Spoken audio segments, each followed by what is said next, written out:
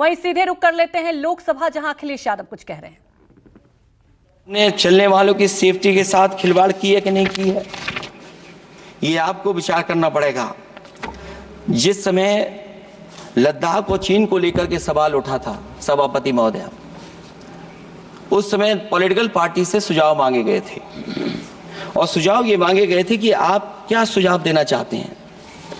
तो उस समय जो सुझाव समाजवादी पार्टी ने दिया था, वो सुझाव ये था कि लिपू लेक से लेकर के आपके ग्वालियर तक 6 लेन हाईवे बनना चाहिए।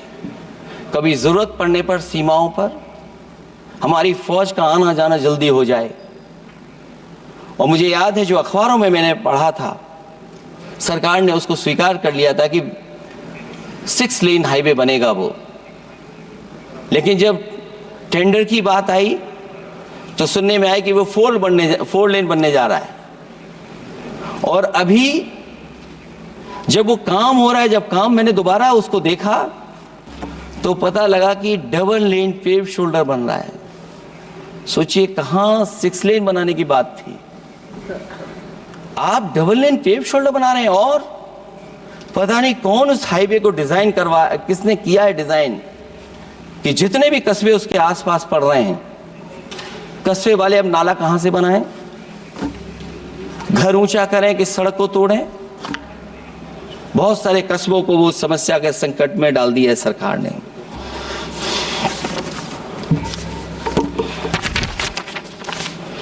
जो सरकार मंचों से ये कहती थी कि हम किसानों की आय दोगुनी कर देंगे,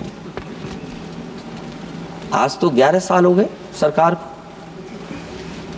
किसान की आय दोगुनी हो गई क्या सरकार बताए? और अभी मैं बहुत सारे माननीय सदस्यों को जब सुनता हूं तो वो कहते हैं कि हम एमएसपी दे रहे हैं। अगर आप एमएसपी दे रहे हैं तो उसकी कानूनी गारंटी क्यों नहीं दे रहे हैं? आप कानूनी गारंटी दीजिए। और फिर कई बार सुनने को मिलता है कि हॉर्टिकल्चर क्रॉप्स के लिए आप क्या कर रहे हैं, उसके एमएसपी की कब तैयारी करेंगे आप? और फिर आय दोगुनी में आप कितना देंगे किसान को? जो पिछले बार बजट में कहा गया था कि एग्रीकल्चर इंफ्रास्ट्रक्चर के लिए 1 लाख करोड़ देश को मिलेगा। अगर 1 लाख करोड़ देश को मिला होगा एग्रीकल्चर इंफ्रास्ट्रक्चर को, तो कम से कम यूपी का शेयर कुछ तो रहा होगा। सभापति महोदय, सरकार ने अगर एक भी मंडी बनाई हो तो बता दें।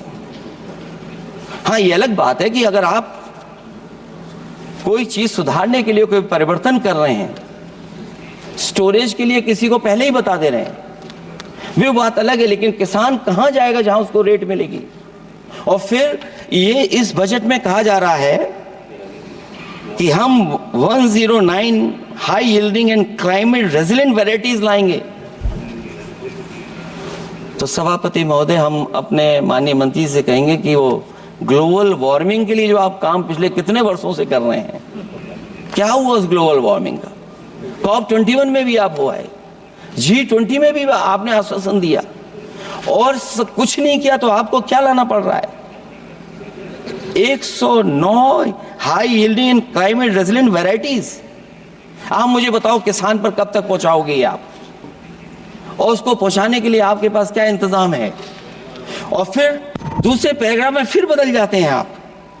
अभी आप बात कर रहे हैं रेजिलेंट वैरायटीज की और फिर आप कह रहे हैं कि हम नेचुरल फार्मिंग को बढ़ावा देंगे। सभापति महोदय, इस सरकार बताए कि रेजिलेंट क्रॉप सीड्स कब तक पहुंचा देंगे, उससे लाभ किसानों को कैसे मिलेगा? और फिर नेचुरल फार्मिंग जो अभी भी कर रहा है किसान कई जगह पर, उसके लिए क्या अलग से पैकेज है आपके पास बजट में? आपने तो केवल सभापति महोदय एक चीज सीखी है पार्ले जी बिस्किट से, महंगाई और मुनाफा।